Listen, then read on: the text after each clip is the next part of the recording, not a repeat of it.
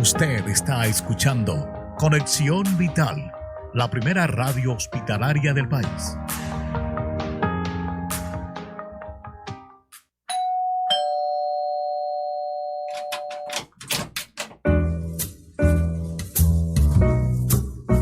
Otro invitado especial ha llegado a Cita Médica para contarnos la importancia de una vida sana por Conexión Vital.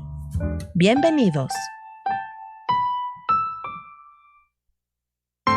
Estás escuchando Cita Médica.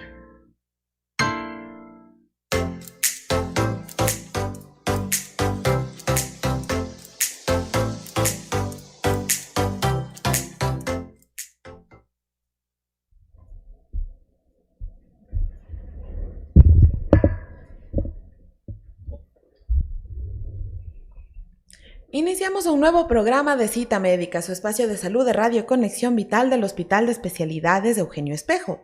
Hoy abordaremos el tema shock séptico o choque séptico, que se trata de un tipo de shock que se produce como resultado de una respuesta inflamatoria generalizada del organismo debido a una infección. De hecho, se trata de una situación que es abordada aquí en la emergencia de nuestra casa de salud, por tratarse de una institución de tercer nivel de atención. Para el desarrollo de este importante tema hemos convocado la participación del doctor Jaime Illanes, del área de emergencia, quien se desempeña aquí en nuestra casa de salud. Doctor, bienvenido a Cita Médica. Muchas gracias. Como lo habíamos dicho inicialmente, se trata de una patología abordada aquí dentro de nuestra casa de salud y de allí la importancia de poder llegar con este tema a todos ustedes para que pueda ser de su fácil comprensión. Y gracias, doctor, por aceptar nuestra invitación aquí a este espacio de entrevistas. Doctor, hablemos de cuáles son los conceptos de sepsis y de choque séptico para poder ser la pauta de inicio de esta importante entrevista. Muy bien, como usted bien lo decía, la sepsis es una respuesta exagerada o desregulada del organismo frente a un proceso infeccioso que causa daños a varios órganos o varios sistemas. Esa sepsis puede evolucionar y por esa misma respuesta inmunológica causa alteraciones macro y microvasculares y esas son las que dan origen al choque séptico.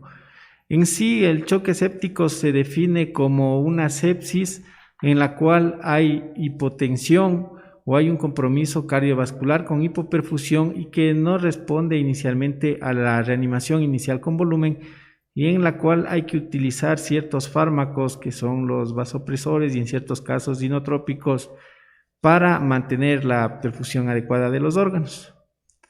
Entonces, esa sería la definición de un choque séptico en sí. Doctor, ¿y cómo una persona puede reconocer que se trata de una sepsis?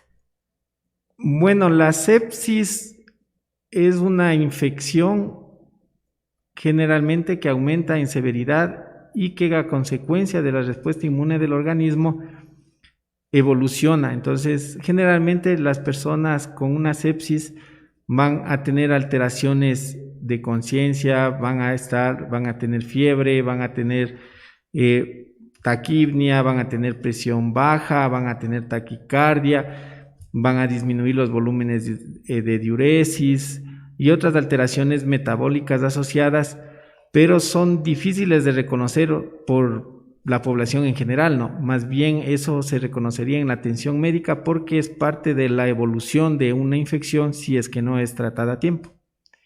Pero obviamente al presentarse esta sintomatología que usted nos manifiesta de fiebre, taquicardia, obviamente deberá buscar el criterio y la valoración de un médico. Ahora, si ya llega acá, ustedes obviamente como especialistas van a necesitar algún tipo de exámenes para poder determinar que se trata de una sepsis. ¿Cuáles serían estos exámenes? O sea, los principales son los exámenes básicos de laboratorio, la biometría hemática, ciertos exámenes de función renal y función hepática para comprobar, como decía, que en el choque séptico ya existe una hiperperfusión de los órganos. Y tenemos un examen que es de gran utilidad, que es la procalcitonina y el PCR. Estos dos exámenes lo que nos permiten confirmar es que es una infección bacteriana y también nos puede orientar a esa etiología como causa de la infección o causa de la sintomatología del paciente.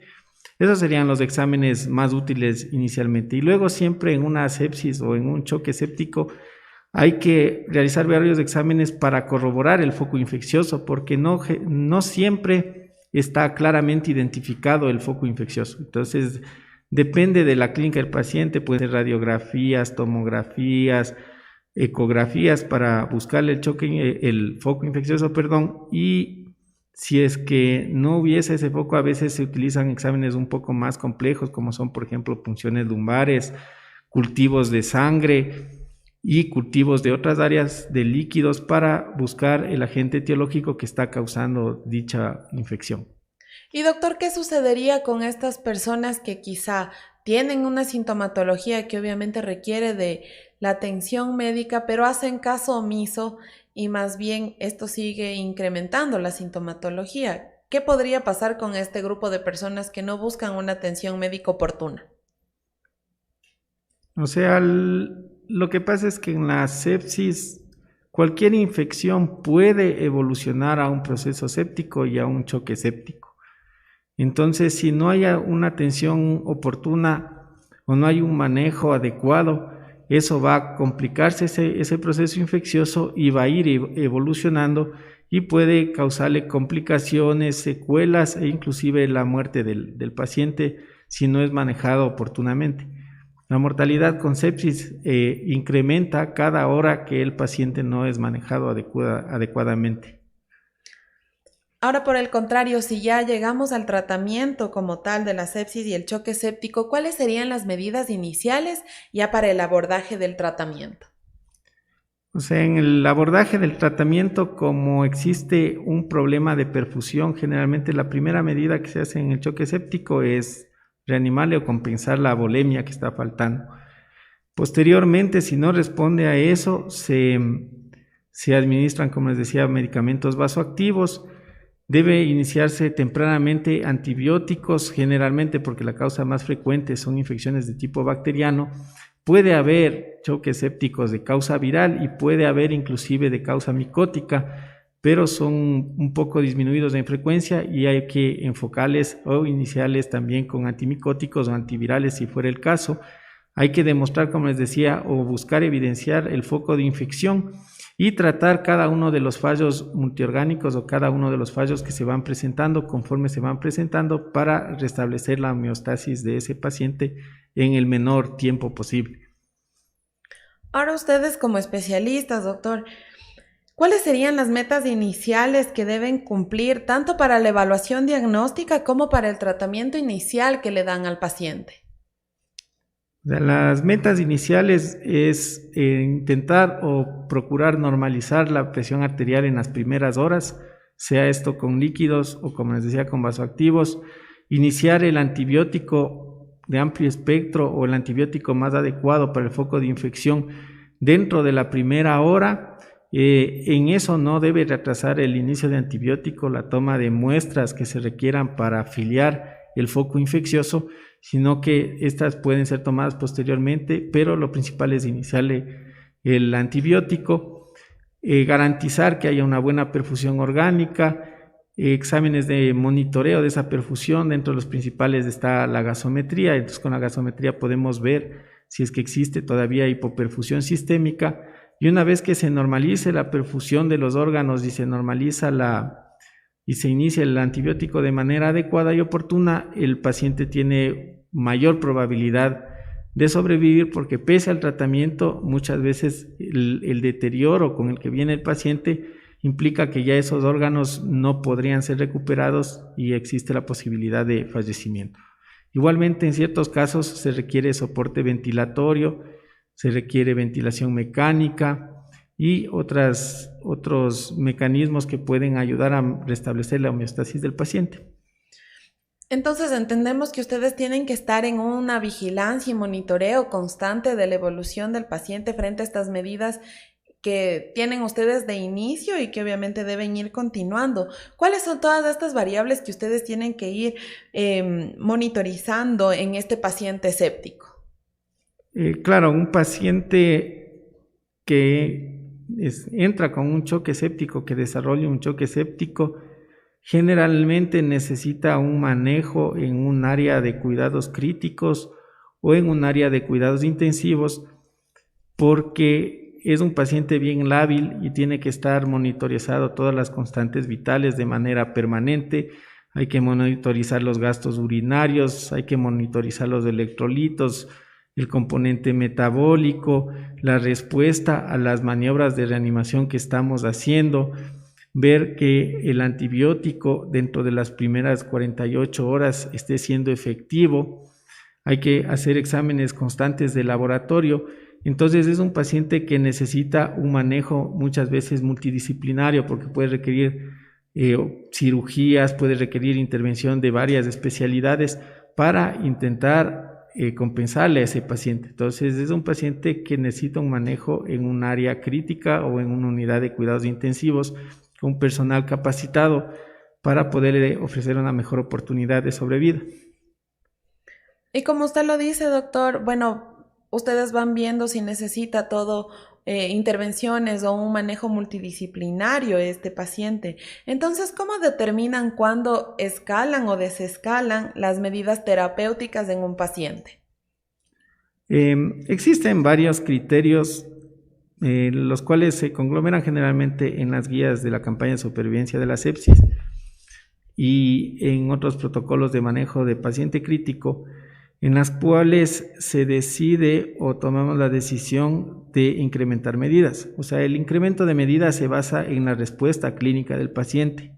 Por ejemplo, si es que un paciente está hipotenso y le reanimamos con volumen y efectuamos ciertos exámenes o ciertas variables hemodinámicas, dinámicas o estáticas, y vemos que ya el volumen no le hace falta al paciente y que lo que le hace falta es un medicamento vasoactivo, pues le ponemos un medicamento vasoactivo. Si con el primer medicamento vasoactivo la probabilidad es que responda o no responda, no responde, que más o menos un 20% de pacientes, necesita un segundo medicamento vasoactivo. Y así se van en la parte ventilatoria, en la parte metabólica, en la parte renal, se van compensando los fallos. Si es que el paciente ya empieza a superar esos fallos, es decir, por ejemplo, estábamos, para irnos con el mismo ejemplo, con 2 medicamentos vasopresores, pero ya logramos que las presiones se mantengan bien, que haya buena perfusión de los órganos, nosotros vamos disminuyendo las dosis de estos fármacos hasta poderlos retirar completamente en un tiempo prudencial y vamos viendo que ese paciente se mantenga estable. Lo mismo va a pasar con antibióticos, antivirales. Generalmente se utilizan antibióticos de amplio espectro. En ciertos casos se debe considerar, como decía, los antimicóticos o los antivirales. Y una vez que ya tenemos el resultado de los cultivos aislados de la fuente de infección, donde nos dan el germen, nosotros en base a esos resultados cambiamos o rotamos o disminuimos el antibiótico para enfocarnos al germen que está causando la infección y así evitar que se desarrollen resistencias por el uso de antibióticos de amplio espectro. Ahora, doctor, finalmente, quizá muchas personas que nos están viendo en este momento tienen esta inquietud. ¿Qué sucede si tal vez ya se ha superado una situación de estas, un shock séptico? ¿Puede volver a suscitarse en un episodio posterior o no? Claro, o sea, al ser un proceso infeccioso, eso significa que puede volver a presentar un nuevo proceso infeccioso, sea en el mismo lugar o sea en otro lugar del organismo que evolucione hacia una sepsis o un choque séptico. Para ponerle un ejemplo, es como que le dé gripe, o sea, si me da una gripe una vez, me puede dar 1000 veces durante toda mi vida.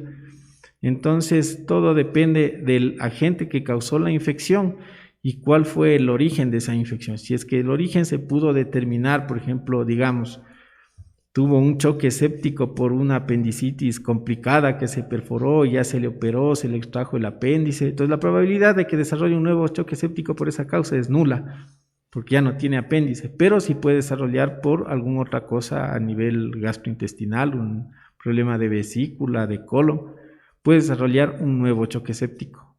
Entonces no es ninguna garantía de que haya superado una vez un cuadro séptico y nunca más lo va a tener. Importante la aclaración que usted nos brinda, doctor. Y bueno, ya finalmente, ya para ir concluyendo con esta entrevista, ¿por qué se debe atender un choque séptico en un tercer nivel de atención o esto puede ser también atendido en niveles bajos, primero, segundo nivel de atención en nuestro sistema de salud pública? O sea, el reconocimiento de una sepsis y de un choque séptico es la parte fundamental. Una vez que se ha reconocido esa sepsis, porque el choque séptico es una evolución de la sepsis, una vez que se ha reconocido esa sepsis, lo que hay que tener en cuenta es que si esa sepsis se inicia un manejo temprano y oportuno, por ejemplo, se le da los antibióticos y se le reanima con líquidos y se corrigen los fallos iniciales, es probable que esa sepsis no evolucione a un choque séptico.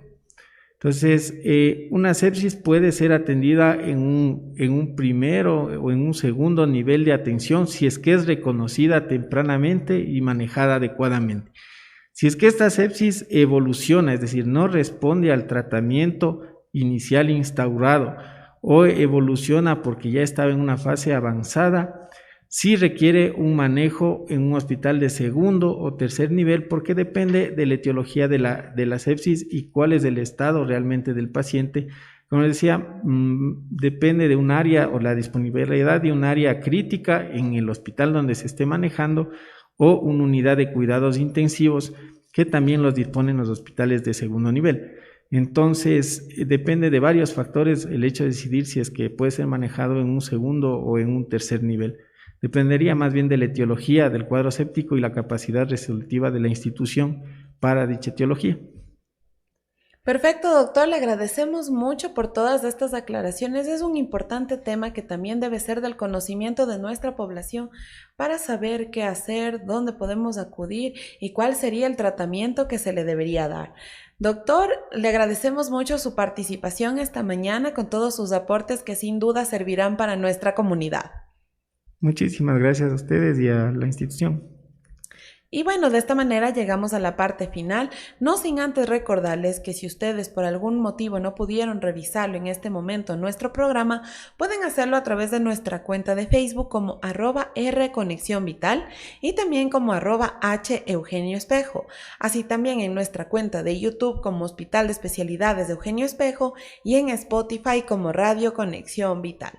Llegamos a través de diversos canales para que estén al alcance de sus manos estos temas de salud. Les agradecemos una vez más. Muchas gracias, doctor, por su participación y me despido, Jessica Pazmiño en la conducción, hasta una nueva cita médica. Una excelente jornada para todos. Gracias a ustedes.